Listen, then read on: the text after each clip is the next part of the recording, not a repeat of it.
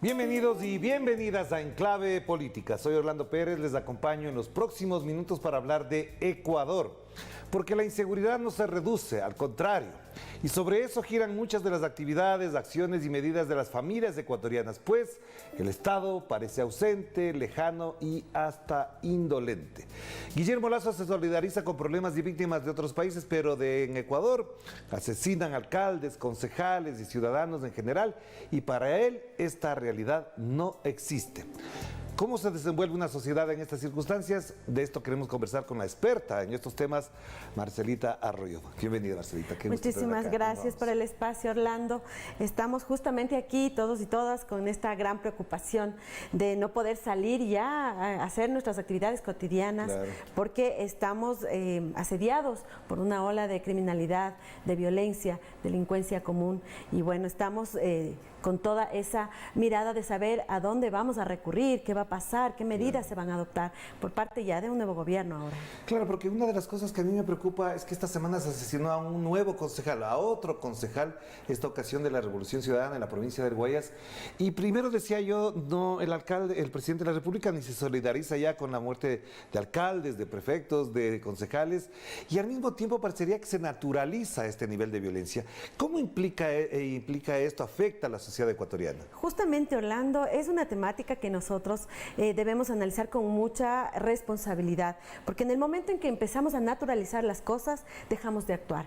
Y empezamos de alguna manera, tanto desde el Estado, desde el gobierno, digamos, a dejar de preocuparnos por las cosas. ¿Por qué? Porque la ciudadanía ya no tiene ningún tipo de reacción frente a hechos tan atroces como, recordemos, fue en este marzo del 2021, cuando hubo una masacre terrible, y luego se dieron más masacres a nivel, digamos, de las cárceles, y ya no nos causó ningún escozor el poder mirar esos videos terribles, ¿no? Ahora está pasando con la muerte de personas comunes, de personas adultas mayores, inclusive de niños, niñas, adolescentes en las calles, y ahora ya no nos duele.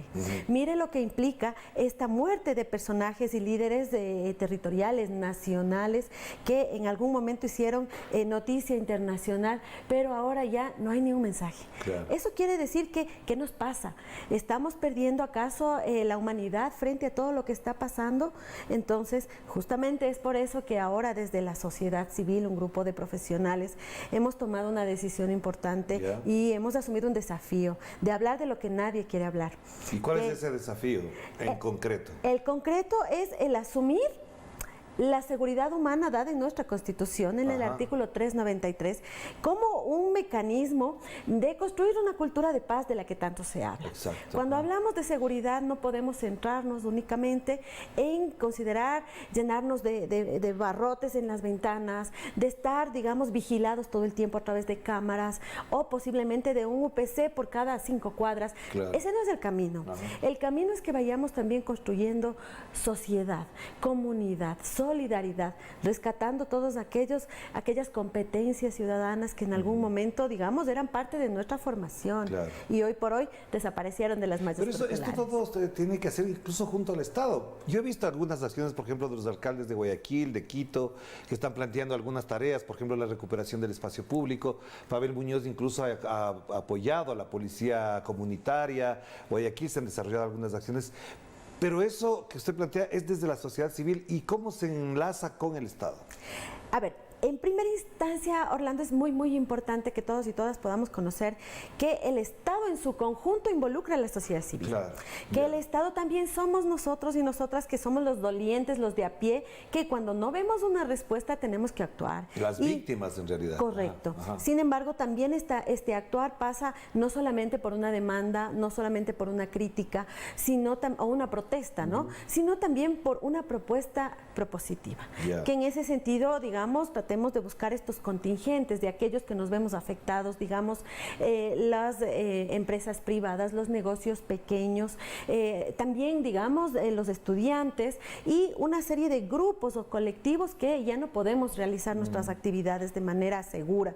En ese orden de ideas, la creación del Observatorio Ciudadano de Seguridad Humana se convierte justamente en ese mecanismo de respuesta. Esa sería una de las instituciones que se crearían a partir de esta propuesta. El observatorio se creó, se creó existe. ya justamente con esta perspectiva de poder ejercer nuestro derecho ciudadano a la participación, y esta participación pasa por involucrarnos en la gestión pública. Ya. Esta participación pasa por decir, aquí necesitamos modelos integrales, en donde no perdamos de vista que todo lo que acaba de mencionar Orlando respecto de el rescate del espacio público, de poder hacer de ese espacio público un lugar donde nos juntemos para hacer cultura, donde nos juntemos para hacer deporte, donde nos juntemos para construir la verdadera cultura de paz, que también pasa por, digamos, reactivar la economía que tanto se ha visto afectada después de una pandemia. Sí, eso quiero tocar después, pero en principio la construcción de esta nueva cultura de paz tiene que ver también con un modo en el que se abordan los temas desde los medios de comunicación, y hoy, digo autocríticamente, en general, los medios de comunicación seguimos abordando el tema como si fuese un asunto de crónica roja. Correcto. Y no es un problema de crónica roja, ya sabemos que eso no es así. ¿Cómo entonces hacer ese abordaje desde los medios a la sociedad, desde la sociedad a los medios, para que no sea solamente contar muertos, espectacularizar las muertes o al mismo tiempo lamentarnos y no salir de ese llanto, digamos? Exacto. Ahí tenemos una gran responsabilidad, Orlando, y aunque ustedes no lo puedan creer, desde, digamos, los medios de comunicación afectan nuestra salud, nuestra salud como ciudadanos.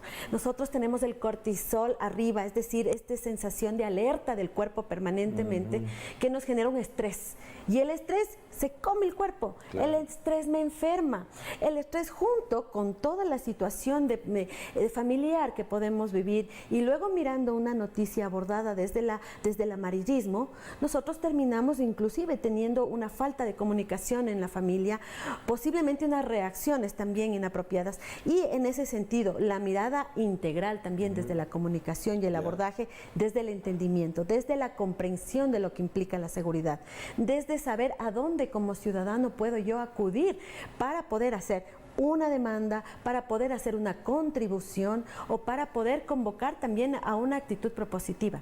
Creo que por ahí pasa esa responsabilidad. Pero, Margarita, hay una cosa que es un detalle muy importante. Sí, efectivamente el cortisol está muy alto, pero también es cierto que hay otros factores. Por ejemplo, uno no puede entrar en un restaurante, en un local, si no ve un guardia de seguridad. Claro. Y al mismo tiempo el guardia de seguridad le infunde miedo a uno, pero si no está el guardia de seguridad, hay miedo por no sentirse seguro dentro de ese restaurante, de ese local, etcétera, etcétera. ¿Hasta dónde incluso pueden haber otras variables, otros modos de afrontar esas tareas de seguridad sin necesidad de infundir miedo? Porque si no, nos vamos a llenar todos de armas, nos vamos a llenar de chalecos, de cascos o de cámaras. Sí, cuando hablamos nosotros justamente del rescate del espacio público, ahí también juegan mucho los factores de corresponsabilidad. Cuando hablamos de comunidad, estamos pensando en que nuestros entornos deben tener condiciones apropiadas para desarrollar nuestras actividades. Cuando nosotros miramos que hay un parque que está sucio, que la maleza se creció, que empezamos a ver pintado, etcétera, o los juegos infantiles destruidos, empezamos a tener un abandono. Luego ya no hay luz y luego eso se convierte en una mata del delito. Claro. ¿Sí? Y también este lugar apropiado donde la gente que tiene, digamos, esta intención de ejercer la delincuencia y tal, va a tener un espacio fijo donde guarecerse y empiezan ellos a tomarse el espacio público. Sin embargo, si tenemos como comunidad mapeados todos estos lugares que pueden convertirse en un lugar de reunión, de toma de decisiones, de construcción de mi barrio seguro, por ejemplo, porque hay modelos. No es que partimos de cero, Orlando, ya hay otros barrios, hay ciudades modelo. Ustedes, digamos, acá tenemos un alcance regional y por eso, pues, estamos mirando hacia otros países, hacia, digamos, Colombia, que... Medellín tuvo una gran experiencia en cuanto a disminuir notablemente la inseguridad seguridad, el, por ejemplo, trabajar con las bandas o las pandillas, con los grupos delincuenciales juveniles. Eso fue muy interesante, pero en el Ecuador, por ejemplo, cuando ya se hizo todo el proceso de Latin King en Guayaquil, por ejemplo, en Guayas, que fue un proceso largo, duro, doloroso, ahora en cambio, a quienes salieron de ahí se les estigmatiza por parte de los medios, porque hubo un asambleísta que salió de ahí, pero digamos que entre comillas se rehabilitó. Y ahora es estigmatizado, entonces los revictimizan. ¿Qué es lo que pasa ahí, Orlando? Nosotros tenemos una grave crisis en nuestro país de no tener políticas sostenibles. Y a mí me gustaría hacer ahí un poco una comparación con la ley, la moral y la cultura que Antanas Mockus en su momento la implementó en Bogotá. Recordemos que esta política pública tuvo, digamos, una consistencia que empezó como un programa de unos pocos meses, que tenía una visión multiactor. Estaban los niños de la escuela, estaba el teatro de la calle, estaba este castigo un poco social, ¿no? De que si yo me porto mal, me pegaban un dedito abajo ahí en el auto y entonces yo estaba marcado como que hice algo mal. Ya no era el tema punitivo del abogado, de la demanda, sino que el castigo social de yo verme como una persona que, digamos, estoy haciendo no armoniza con la sociedad. Es correcto. Pero esto, ¿qué pasó? Tuvo una consistencia y se convirtió en una política pública que logró reducir los índices de delincuencia, logró reducir inclusive la cantidad de personas que estaban presas. Y esto incrementó un presupuesto en seguridad que pudo ser inclusive reinvertido para otro tipo de actividades. Ahora, en Medellín podemos ver exactamente también una mirada muy integral de la seguridad, como para poder haber reducido unos índices increíbles. Recordemos que era una de las ciudades más violentas, pero acá en el país no. Nosotros primero tenemos una acción como muy marginada, como muy en solitario, porque yo quiero ser estrellita de Navidad. Aislada además. Aislado. Y entonces no tenemos, digamos, esa visión integral y consistente o duradera para realmente incidir en la actitud de la persona. Entonces, ahí debemos trabajar en poder no manejarnos por modas, sino más bien como política pública y acciones articuladas y más consistentes. Claro que sí. Hagamos la pausa, Marcelita, para volver enseguida sobre lo que implica este tema de la seguridad en un nuevo escenario político, con un nuevo gobierno, con la salida del actual y con una nueva asamblea que muchos exigen de ella lo que tiene que hacer el gobierno, a pesar de que existen ya leyes y normas para garantizar, digámoslo así, la seguridad y la vida de los ecuatorianos y de las ecuatorianas. Vamos a la pausa.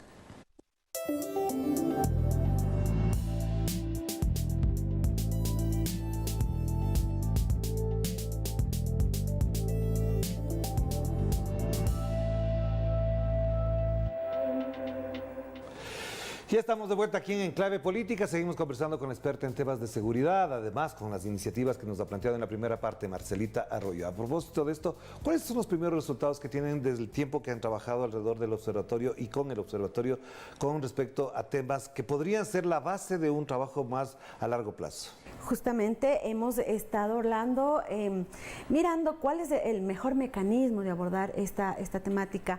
Previo a llegar a este encuentro, previo a la conformación del observatorio, hemos hecho un recorrido un poco en territorio para conversar con las autoridades de los 3 niveles de gobierno, tanto provincial, municipal, parroquial, rural, para mirar cuáles son sus perspectivas respecto de este abordaje. Y nos topamos con una situación bastante particular. Las autoridades no están con la predisposición de hablar de seguridad. ¿Por qué? Porque no existe una claridad conceptual. Estamos como mezclando todos los niveles de seguridad que nos da la Constitución, digamos. Hablamos de seguridad nacional, que es un sector privativo del gobierno central. Luego hablamos de seguridad pública, en donde ya empiezan, digamos, un poco a superponerse las competencias y no entender qué mismo me toca hacer como gobierno municipal. Y luego ya viene la seguridad ciudadana, que siempre sí es el lugar en donde yo debo colocar toda mi atención, todo mi recurso y todas mis capacidades locales. Entonces, en la seguridad pública, la articulación con la Policía Nacional es muy importante. Ahí la vinculación, digamos, con el sistema ECU 911 resulta importantísimo, porque no todos los gobiernos autónomos descentralizados municipales tienen la posibilidad de tener sus propios centros de control. Como lo hace Quito, como lo hace Guayaquil, como lo hace Cuenca, con sus consejos de seguridad ciudadana. Entonces, ¿qué pasa con los GAT más chiquitos? Y ahí, si yo no conozco algo, si no tengo las capacidades operativas, si no tengo el recurso, mejor no hablo. Claro. Y entonces no me involucro.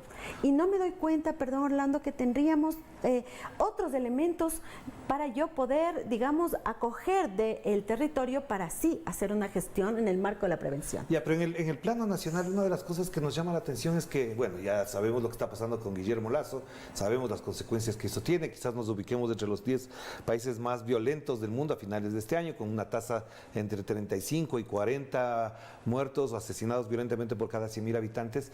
¿Cómo valoran, cómo miran ustedes la propuesta, en cambio, del candidato ganador, ahora presidente electo, Daniel Noboa? ¿Cree que efectivamente es una continuación de Guillermo Lasso? ¿Hay una variación, hay una variable, hay una novedad ahí? Nosotros estamos justamente haciendo una invitación abierta al nuevo presidente, le hemos invitado a este espacio porque el encuentro que vamos a tener, que seguramente lo vamos a abordar más adelante, justamente busca el tener una mirada local. Si nosotros continuamos pensando que desde el gobierno central vamos a resolver la vida de los ciudadanos en el Ecuador, estamos equivocados. Es necesario que tengamos esa mirada hacia el territorio y sepamos que tenemos unas dinámicas muy diferentes, que no es lo mismo la violencia en la Amazonía que la violencia en la frontera norte o en la frontera sur.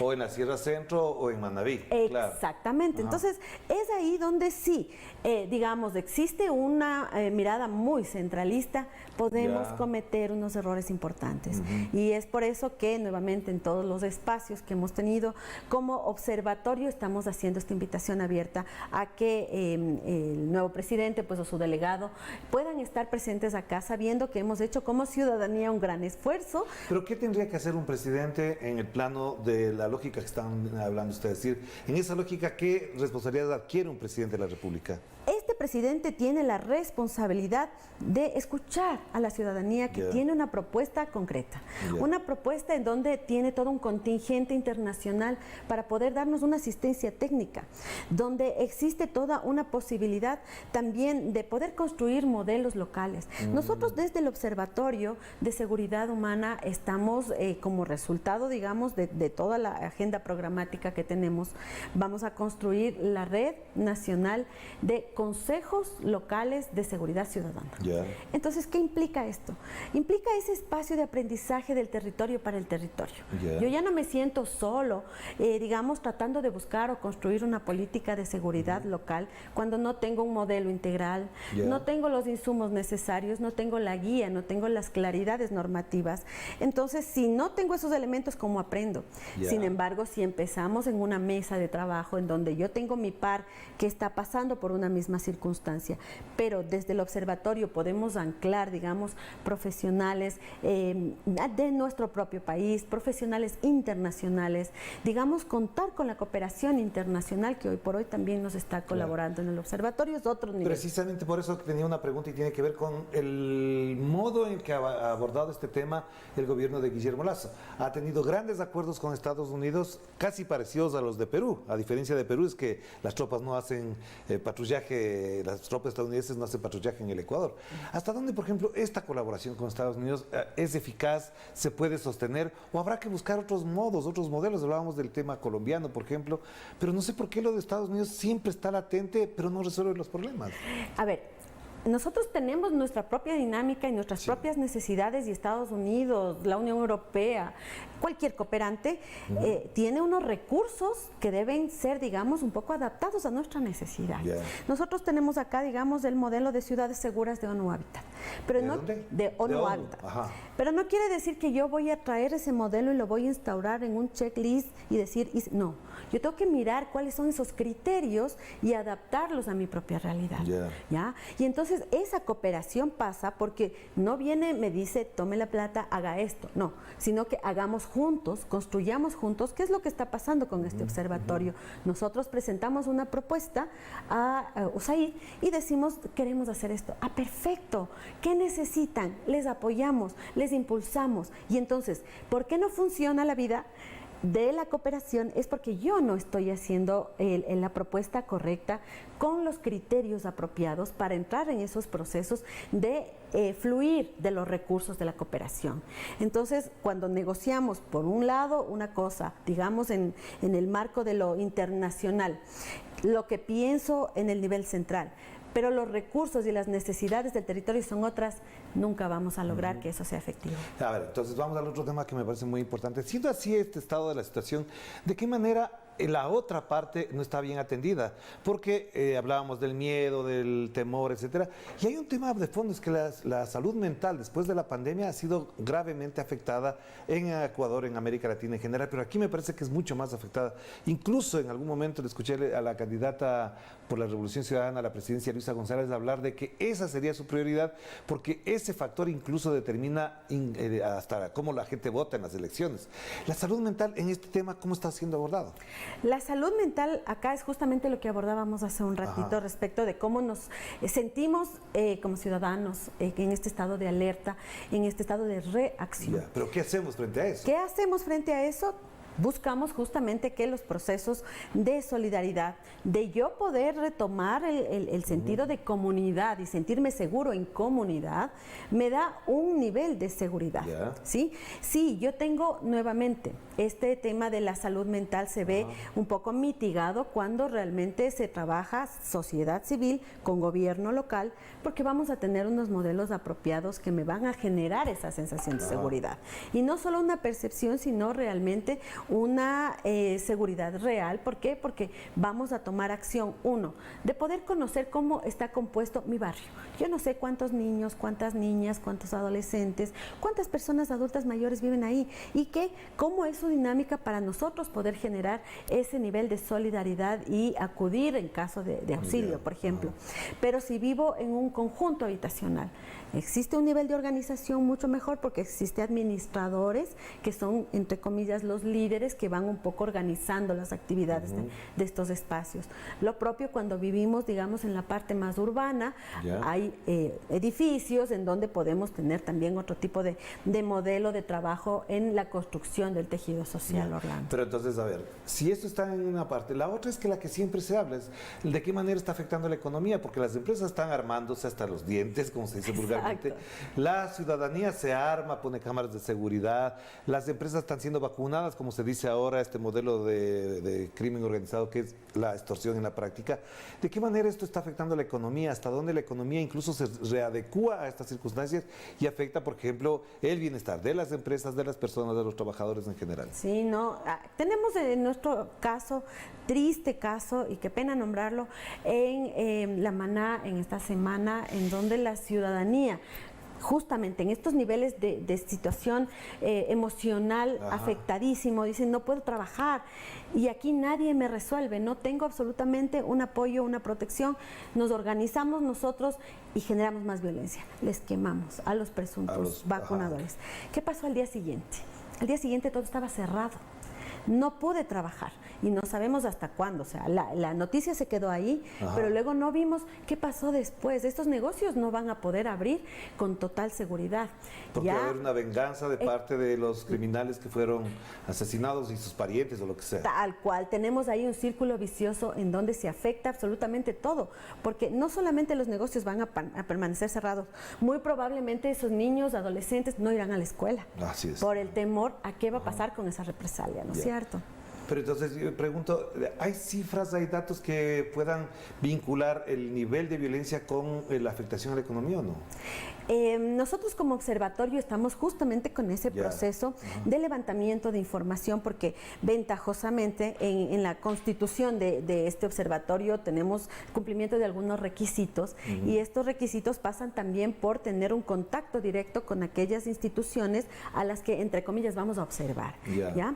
Y nosotros hemos mirado que la afectación de la inseguridad nos convoca al sector productivo, al sector de la educación, al sector de la cultura, a varios otros sociales también.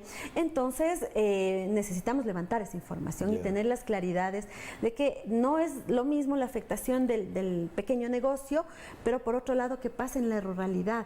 ¿Qué pasa con las personas que están en el sector agrícola? ¿Qué pasa con el sector transporte? Que hoy por hoy en Cachis está en la frontera norte de del país, porque están demandando seguridad, porque también el ejercicio de su labor está siendo afectado por la inseguridad. Y una última pregunta entonces, Marcelita. En todo este contexto hay otro factor que ha estado como latente y medular y muy sensible, y es la violencia de género.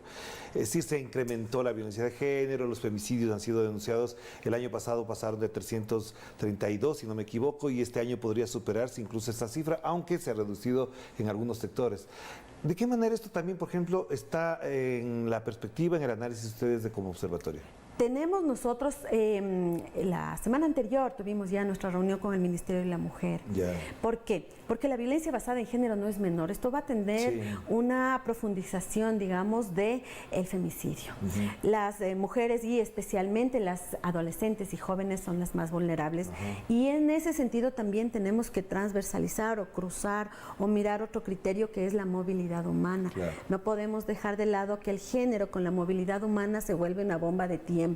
Por tema de explotación sexual, por el tema de trata de personas, en donde nuevamente recalco las adolescentes y niñas, jóvenes un poco más, pero las niñas y adolescentes son las más vulnerables, y ahí empieza nuevamente un ciclo de embarazo adolescente. Y que además tiene una consecuencia a largo plazo, no es al mediano plazo, a largo plazo. Es exacto. Claro, porque estas niñas de ahora, 14, 15 años, en 10 tendrán 25 y no habrán salido del problema. Exacto, y nuevamente entramos a profundizar nuestros problemas estructurales de economía. Claro que sí. Entonces, por eso la mirada de la seguridad no es algo que tengamos que verlo desde la perspectiva securitista. Claro, no con balas, chalecos y patrullas se resuelve el problema. Hemos hoy analizado tantas aristas, Orlando, y decantamos justamente en el ciclo de pobreza. Claro que sí. Gracias, Marcelita, muy amable por atender esta invitación, y gracias a ustedes por acompañarnos también en esta reflexión, así en caliente, de lo que está pasando en el Ecuador, que después de las elecciones parecería que todo se calmó. No es cierto. Sigue la violencia, siguen los asesinatos, siguen incluso los sicariatos, y esto en el Ecuador ya se convierte en un modo de vida normal y natural, aunque tengamos que decirlo que no puede ser normal y natural que se siga asesinando a tanta gente. De esto seguiremos conversando. Un abrazo para todos. Chao, chao.